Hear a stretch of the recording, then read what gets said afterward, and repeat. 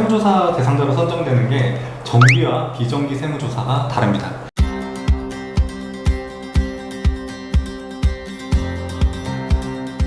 네, 여러분 안녕하세요. 네, 오늘은 세무조사 전문 법인답게 세무조사와 관련된 내용을 다뤄보도록 할 텐데요. 그 중에서도 정기 세무조사와 비정기 세무조사의 차이점 및 성정 방식에 대해서 말씀드리도록 하겠습니다. 세무조사 하면은 참 많은 대표님들이 세무조사 대상자로 어떻게 하면 선정이 되냐, 결국 본인이 이제 세무조사 대상자로 선정이 될지 말지가 참 궁금해들 하시는 것 중 하나인데요. 그렇죠. 세무조사 대상자로 선정되는 게 정기와 비정기 세무조사가 다릅니다. 정기 세무조사 대상자로 선정되는 것은 정확히 국세기본법에서 선정 대상자로 되는 기준을 명시하고 있습니다.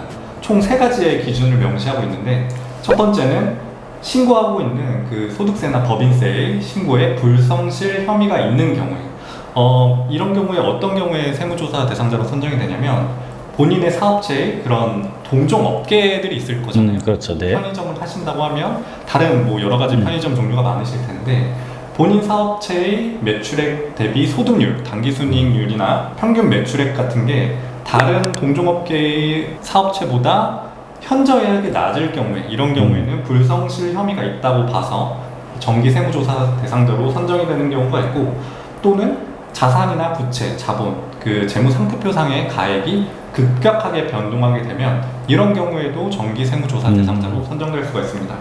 두 번째로는 법에서 최근 4개의 과세기간 동안 세무조사를 받지 않으면 세무조사 대상자로 선정이 된다라고 명시하고 있는데, 기본적으로 매출액 한 3천억 정도 이상의 법인은 매 5년마다 세무조사 대상자에 선정된다고 보면 됩니다. 저희가 알고 있는 뭐 코스피나 코스닥 큰 회사들이 그렇겠죠. 근데 제가 세무조사 대응을 하는 경험칙에 의하면 엄청나게 큰 법인이 아니더라도 매출액 한 1,000억, 뭐 700억에서 800억 요 정도 되는 중견 아니면 중기업 정도의 법인들도 거의 5년에 한 번씩은 꼭 정기 세무조사 대상자로 선정이 돼서 5년이 됐다, 세무조사를 받은 지 5년이 됐다 하시면 이제 세무조사가 슬슬 나올 것 같으니까 미리 사전에 점검하고 싶다, 이런 식으로 연락이 늘 많이 들어오십니다. 그리고 만약에 비정기 세무조사를 예전에 받으셨어요. 뭐 탈세 제보나 이런 것들로. 그렇게 되면 비정기 세무조사를 받은 다음에 한 5년 뒤에도 정기 세무조사 대상자로 선정되는 경우가 제 경험칙에 의하면 좀 꽤나 많습니다. 이런 이유는 비정기 세무조사 때 분명히 뭔가 탈세, 의도적인 탈세가 있었을 건데, 그러한 탈세를 5년 동안에 계속하고 있는지, 아니면 지금은 성실하게 신고를 하고 있는지, 그런 것들을 좀 확인하기 위해서 정기 세무조사 대상자로 선정이 된다고 볼 수 있고, 마지막 3번째는 무작위 추출 방식으로 표본으로 추출이 되는 경우인데, 그 NTS 프로그램이 이제 무작위로 표본을 돌려서 그냥 세무조사 대상자로, 정기 세무조사 대상자로 선정하는 그런 케이스가 있습니다. 그럼 앞에서 말씀 주셨던 정기 세무조사가 나오는 이유에 대해서는 뭐 일정한 기간이 됐다든지 자산부채라든지 손익에 영향이 있는 부분들을 말씀해 주셨는데, 꼭 그렇게 되는 경우에 세무조사가 무조건 나오는지, 뭐 피할 수는 없는 건지 좀 알 수 있을까요? 정기 세무조사 같은 경우에는 사실 피할 수 있는 방법이 한 가지가 있습니다. 많은 분들이 또 모르고 계시는 것 중에 하나인데, 바로 그 일자리 창출 우수기업 세정 지원의 일환으로 일자리 창출 계획서를 제출을 하면 정기 세무조사 대상자에서 제외해주는 그 세정 지원이 있는데요.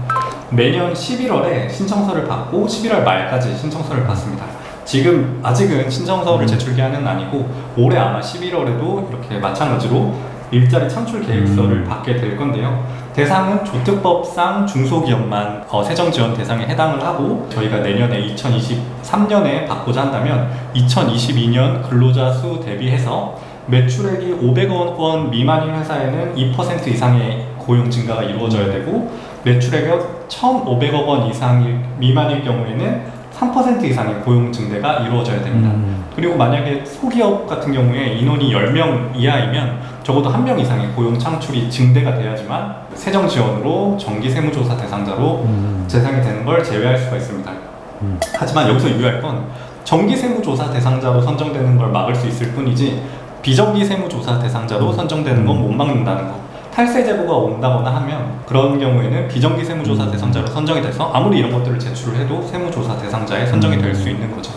그러면은 뭐 인원수가 말씀하셨던 것처럼 인원수가 좀 증가한다거나 그런 경우가 있다고 하면은 뭐 대표님들께서 그런 것 한번 고려해가지고 11월에 한번 신청을 하시는 것도 참 좋으신 방법인 것 같습니다. 네, 맞습니다. 네, 그럼 제가 이번에 곽상사님께서 정기세무조사에 대해서 말씀을 해주셨는데 제가 그럼 비정기세무조사에 대해서도 간략하게 한번 설명 한번 드려보겠습니다.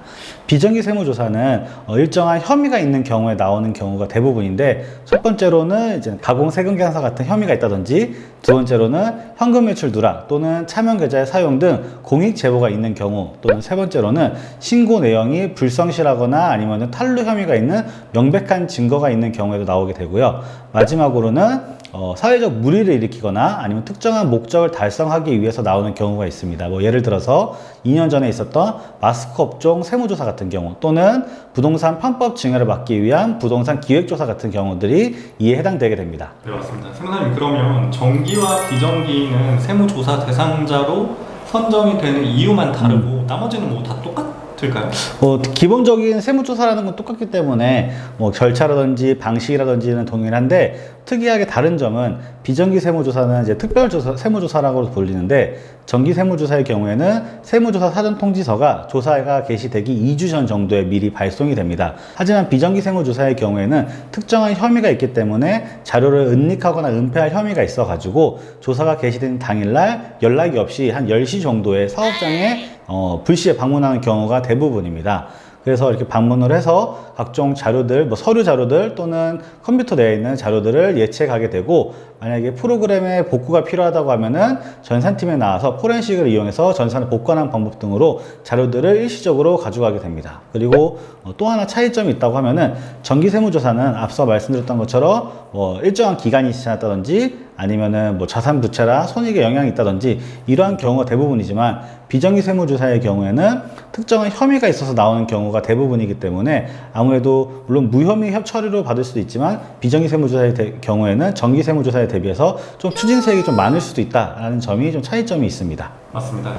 오늘 말씀드렸던 내용을 정리를 하자면 정기조사는 최근 몇 년간 대략 한 5년 동안 세무조사를 받지 않았거나 아니면 불성실 혐의가 있는 경우에 신고되는 자료에 불성실 혐의가 있는 경우에 조사 대상자로 선정이 된다고 볼 수 있고 비정기 세무조사는 가공세금 계산서 또는 차명 계좌 등 누가 봐도 특정한 혐의가 있는 탈세의 의도적인 그런 의도성이 있는 경우에 세무조사 대상자로 선정이 된다라고 보면 되겠네요.